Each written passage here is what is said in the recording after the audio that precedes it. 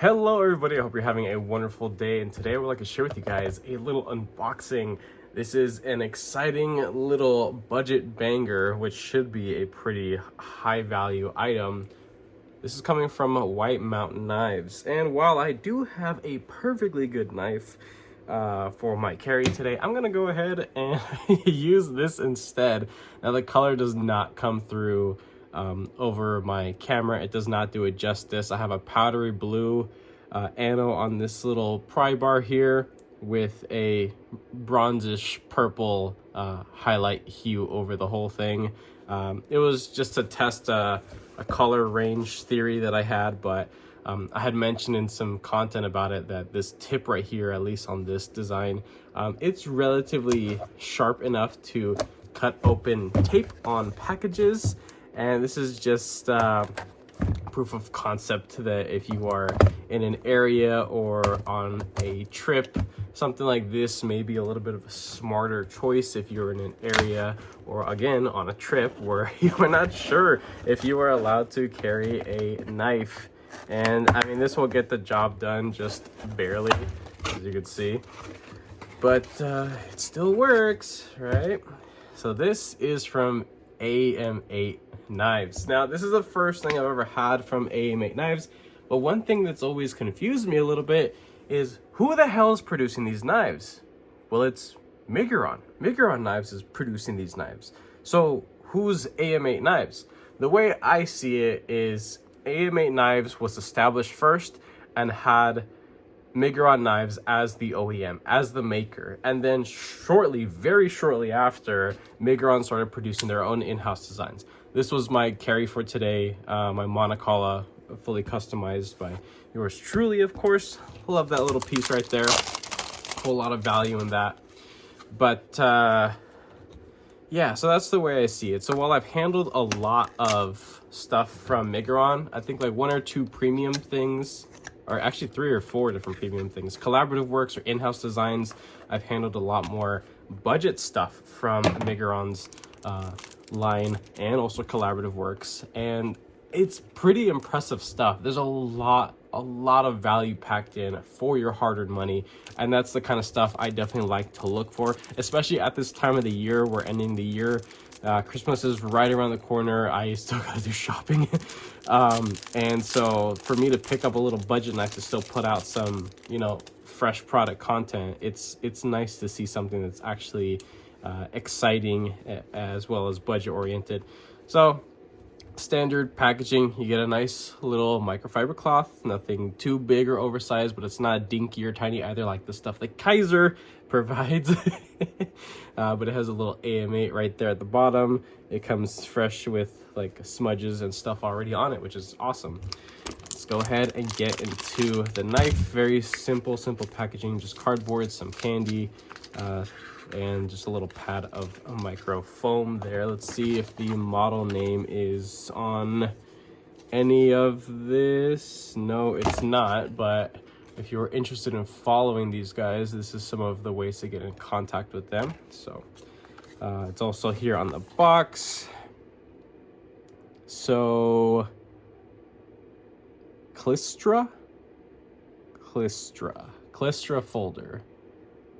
So interesting name, unique name. I'm happy that they still tried to give it a name instead of just a randomized generated number. But yeah, so this is the Clistra. Such a weird freaking name. My mind goes in places where it really doesn't need to go to. Just an odd name.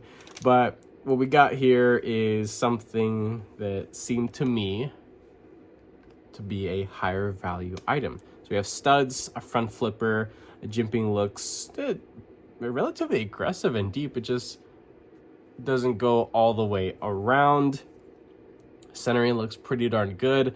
You do have full thickness steel liners. This thing is actually kind of dense and a little weighty for what it is, brand new. Contoured, nicely contoured, rounded off G10 scales. This does come in, I believe, 2 other colorways. I will link down what I can in the description. Again, I did get this from White Mountain Knives. I'll see if this is even available on Amazon, because honestly, Amazon has a crap ton of stuff. White Mountain Knives has their own Amazon storefront, as well as Migron and Ameight, I think. So let's go ahead and get the weight. I haven't been taking the fresh weight of a lot of stuff that I've been getting in recently because I was doing a lot of content inside the house and I kept forgetting to bring my scale with me. 4-1, so you know, just a smidge over 4 ounces for the size of knife. This is definitely going to be a more compact size knife. Let's get this thing out. Let's use those good looking studs there. Wonderful action. Exactly what I would expect from something produced by Migron Knives. Now this thing is a little stiff right now. It is cold. It's I just pulled it out of the mailbox. It's like 43 degrees tonight. I believe this has washer. No, this thing has got to have. No, this has bearings. This does have bearings, but the action feels really dry. Whatever lubricant or anything that they put on the bearings, it's most likely just frozen at this point. But just take a look at that blade profile. Overall, you have this subtle but full bellied blade shape here. It is drop point, spear pointing, whatever you kind of like. It's not sheep's foot. I wouldn't consider it Warncliffe. It's somewhere kind of a hybrid again. Looks good. Looks like a nice user knife. The grind on here, it is flat. I thought it was going to be hollow. That's a little bit unfortunate. For the price, I would say hollow could have been achievable. I've seen it. It does exist, and it should have been. But the fact that it's not, it's really not the end of the world. For what this thing is, I believe it was just under 50 bucks. Again, I will link down what I can so you guys can go ahead and check it out yourselves. That front flipper, there's a good bit of confidence in that. I like it. I just gotta get used to it a little bit. Now I can't get it to pop too easily, but again, the action is a little sluggish because of the temperature. I probably just have to take it apart. The pivot might even be over tightened. That's a good possibility that the pivot is over tightened.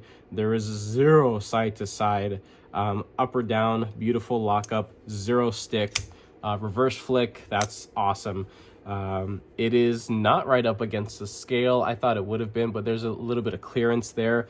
The studs, as you can see, are rounded off. There's not much texture there, but they're shaped in a way that they're comfy, and it feels pretty secure to get under them and on top of them to comfortably deploy. And again, with the design of that finger choil there, this is very comfortable. This is actually a very comfortable little piece right here. Now, looking at the stock thickness, I do not own calipers, as that's something that's on my Christmas list. But the stock thickness does seem a little bit girthy for what this knife is. And even out to the tip, there's a lot of steel up there. There's actually a good bit of steel up to that tip. So this isn't going to be a super precision tool. This, I think, is just going to be a simple EDC, nothing that's ultra robust, but nothing that's super performance oriented either. It's coming at a price point that is nice and easy to take on. I believe this clip right here is titanium, possibly. Let me see if I have. Alrighty, future Nathan here. I actually completely forgot to do a size comparison segment. I am so sorry, guys. If you watch this video all the way to the end, I take apart the knife and I go over the internals. I think it's worth watching to the end, but that's just me. I'm gonna do a couple little size comparisons really quick to show you guys how this thing stacks up to a lot of common stuff. Just a couple. Something that's really been popular lately is the Pyrite Light. I believe they recently restocked on their S90V bladed variations of the same knife without that coating. It's under 100 bucks. I think it's a banger of a deal. It's the same freaking size as this Clistra right here. Again, a weird freaking name. Spyderco Native 5 lightweight. Clistra is a little bit longer overall, but close, damn near close to the same amount of available cutting edge right there. Something else right here, this Civivi Vision FG. The Vision FG is just a hair bit lengthier overall, but not by much. You do get a little bit more cutting edge with the Vision FG. And then last, but most definitely not least, is something that I'm going to be finishing up the final review for, but I want to do comparison videos later on. This is the Azusa Bladeworks Cochise model produced by Miguron Knives. So these have the same exact OEMs, but the idea and style is very different between the two. They both have front flippers. They are, you know, tip to tail the exact same length, different blade shape. Of course, you get a little bit more aggressive, I guess, blade shape with the Cochise right here. But as you can see, I've had to modify a sharpening choil there because this model doesn't, it's lacking a couple little things here and there. It's still a good knife. I don't want to, you know, talk a bunch of crap about it. Still a good knife, but I will say that this thing right here may have some more benefits over that one. And I did go ahead and just put some KPL heavy in here, and as you can see, the action is so much better now. Alrighty, so sorry for the interruption, just thought it was worth sharing. Now back to if that pocket clip is magnetic or not. My magnet flashlight that I haven't charged for like a year and a half because I don't even use a flashlight anymore. No, that, you know what, no, I think it's sticking to the liners, but I'm willing to bet that that clip is actually titanium. Okay, so let me grab a little piece of paper just to do, you know, factory edge test. I haven't been doing factory edge tests all too often because, I mean, realistically, I will just end up going and resharpening and reprofiling after my first recording, or my first day carrying it. Yeah, it's good. It's a nice, good working edge. Definitely. Nothing super impressive. It is definitely on the coarser side. I don't want to say it was overstropped like some companies have gotten accustomed to doing, but it's a good working edge. I'm sure with some light stropping, this thing could pop some hairs quite easily, but it does feel coarse. It sounds coarse as well as it goes through the paper. Paper test isn't going to prove really anything of its cutting capabilities, but yeah, let's take a look at that edge up close. Looks pretty consistent. It does seem to be rounded off a little bit here at the tip, so that's kind of not too happy about that, but it does look at least very consistent from tip to heel. No wonkiness going on, even on this other side. It looks very consistent, and again, rounded off here at the tip. Not the biggest fan of that. The blade material, if I haven't mentioned, which I don't think I did, it's 14C28N, which is wonderful blade material. I've experienced 14C from, you know, Miguron, the OEM company, and it's good stuff. It should be very easy to heat treat, as you know, it's been said multiple times through other content creators as well, and at least through my experience, it's gotta be one of my favorite blade materials because it is truly easy to sharpen and it can get pretty impressively sharp. Definitely to hone in that edge there. Now looking at the liner here, there is a good bit of access to that liner. Everything is very well rounded off. Nothing is sharp. Even on the steel liner on this portion, there is the tiniest little bevel to make sure there's nothing that's sharp. Everything is knocked down. I don't want to say that the G10 portion has a chamfer, but it seems like it was they were mindful of knocking it down so that way even the G10 itself isn't snaggy or will pinch your thumb skin when you go to depress that liner right there. Because when you have a setup like this, a liner lock knife, something that can happen is if you have a crisp lock bar and a crisp G10 or scale inner side, you will go and pinch yourself and it doesn't really feel that comfortable. Now if you have callus on your hands, like most people do, and thumbs as well, it's not something you're really going to notice. But when it comes to what I do as a hobby of mine, I pick up on those little things because it's important to me, and I think it's worth sharing with the people who value my my word and my content and stuff like that as I fumble around a new knife. So Construction on this seems very, very simple. It looks to be T8 all the way through, which I love so much. That makes me so happy, including the stud right there. So you can pop those out. Those are T8s on both sides. I love it. That is wonderful. At this point in time, the first impressions and unboxing is done. But I'm going to go ahead and pull this thing apart so you guys can see the internals, because I think it's worth sharing that kind of stuff with the people that just want slightly finer details and are curious to see how this thing is put together.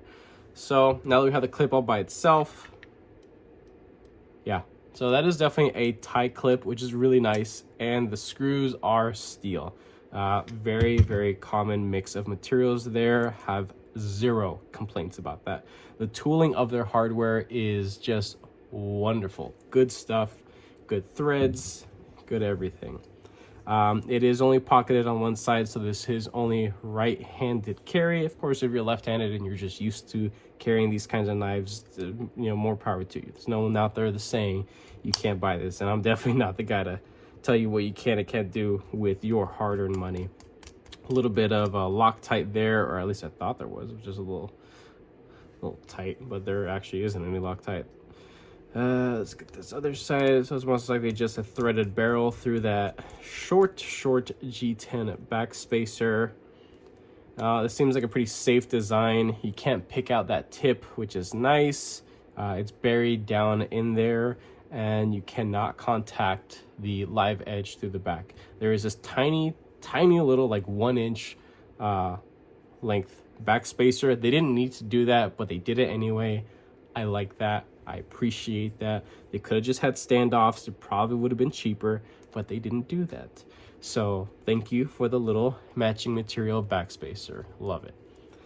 These guys also are commonly built with little collars. The collars typically are titanium, and they are usually colored as well from the factory. But this is a steel one, so that is a little bit of a letdown. Not a big deal. Again, this is still a sub $50 knife. So here are the scales on the inside. As you can see, very well machined, nice and clean, no cracks, no weird machining marks. The whole edge all the way around is very, very well softened. I appreciate that. And here's a better look at that light contouring there. So cool, very standard scale setup. Here you could see some of the weight relieving through milling in the steel scales. And here we have that. This is a brass or bronze threaded tube right here. Tiny little back spacer. And is that was a lanyard hole? Yep. So was it a lanyard hole? No, it was not a lanyard hole. I thought it was. It's not. That's my fault.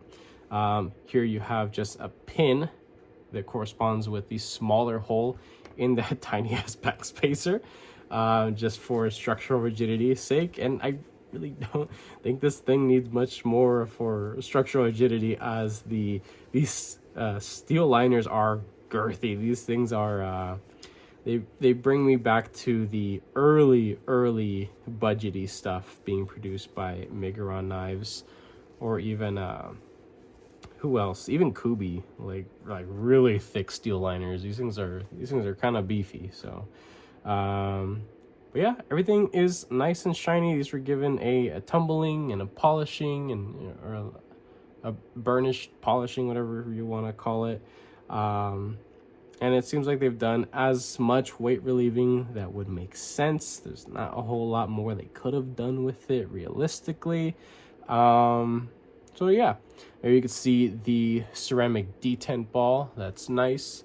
Very cleanly inset there. It's not gonna pop out or anything on you. It's not too shallow. It's not sticking out too far. That's nice. One little thing that does bug me every once in a while, and it only bugs me on really expensive knives, I'm talking like 200 and up, is when they do the separation here, they leave that little chunk right there. where it breaks off and they don't knock that off. That bugs me. But on expensive knives, this I can care less. So let me know if you guys are the same way about, you know, that little piece of leftover steel. All right. So again, very standard construction. We have these tiny cage. These are nylon cage ceramic bearings. I will get the skiff card right now to read it for anybody who is interested in putting skiff American made ceramic bearings or even thick washers. I love skiff thick washers. They're awesome. If you're a washer guy, you know it's the good stuff. So just take a look at that. Very nice and clean in the hole as well. Very clean, no weird ugly marks. There's the face for lockup, super clean. Love that. The detent hole, no weird wonky bullshit going on. It doesn't have a chamfer around the hole, but as this thing breaks in, it will create its own little slope for the ball to fall in naturally. And as you can see, just a couple times of deployment, it's already wearing in the track on top of this coarse satin finish here on the flat, a horizontal satin, and we have vertical satin. I don't like satin. I'm not a fan of it, but at this price point, I can care less. If this is something that sticks in the collection, I'm just probably going to put my own blade finish on it, whatever. This is a little user knife. You know, it's not supposed to be anything fancy. This is nice. You get a captured pivot. So there's a shelf. You get a D-shaped or shelved pivot face, but the barrel is fully rounded for full surface contact for maximum smoothness. There's no markings on that pivot. I'm really surprised to see that. I would have thought they would have put the Ameight logo on it, but it's really nice to see that the logo is just tiny little laser etch right there, and they don't even bother putting the blade steel stamp anywhere, unless I'm just a blind bat and I can't see it anywhere. But they don't even put the blade steel, which I think it's important, but it's not the end of the world that they didn't do it. I know some people would just have prefer fully sterile. Some people will like the fact that the pivot is completely blank. I like it. I don't mind it, but you know, that's it's something that is a little bit uncommon at this price point. I'm sure a lot of you would agree that companies that produce stuff in this range typically put little logos on the pivot. It's the thing. It's common. You can see on this side, there is the standard stop pin and more weight relieving holes. These could have been all connected if you really wanted to, but maybe that would have been a little excessive. Alrighty, let me get my gift card. Sounded like I said something else, but I promise I said skiff card. Okay, so we'll do the pivot first. I'm guessing it's probably going to be a 5. Yeah, so that's standoff was in the way. So the pivot is a 5mm. Let's double check, make sure it doesn't fit in the 3/16. 6mm, obviously too big. So 5, that's it right there. Now the thickness, I'm guessing it's, yeah, the 3/64. And wow, look at that, 3/64. Double check, doesn't fit in the 1mm, and it's way too big on the 2mm. So 5mm pivot and 3/64. So if anybody's interested in getting some skiffs, I don't have any of those. I have an order in place for skiffs coming soon. Or no, the order is pending as my money is pending. So, but I have a bunch of stuff in my cart from skiffs that I'm going to be getting some stuff to fill in other stuff for the collection. But that's it. So this is all of everything you see here, all the good stuff. I'm not going to bother putting it back together, but I just tore it down so the people who care can see how this thing is built for the price. I think this is a very appropriate build for its price range. There are a couple little things here and there that could have been a little different, mainly in the stock thickness or the fact that this is just a flat and not a hollow. Not the end of the world, but at this point it's almost a preference. But it would have been a massive plus if this was a hollow ground blade, because for the stock thickness there's plenty of room to put a little shallow hollow, and it would have made this thing perform a whole lot better and be just a tad bit more exciting. But seeing everything built the way that it is, I like it. I got no major complaints. I am excited to use this in the coming days. And after some time with it, after reprofiling the edge to something more slicey and appropriate, or at least to my liking and taste, I will bring you guys the full review. And my opinions may change, they may not. So who knows? Stay tuned for that. But if you guys like this video, go ahead and leave a like down below. If you are subscribed, thank you so much. I appreciate all your support and your patience, of course. If you're not subscribed, please consider subscribing, because I have plenty more videos and content coming you guys this way. And with that all being said, I hope you have a wonderful rest of your day.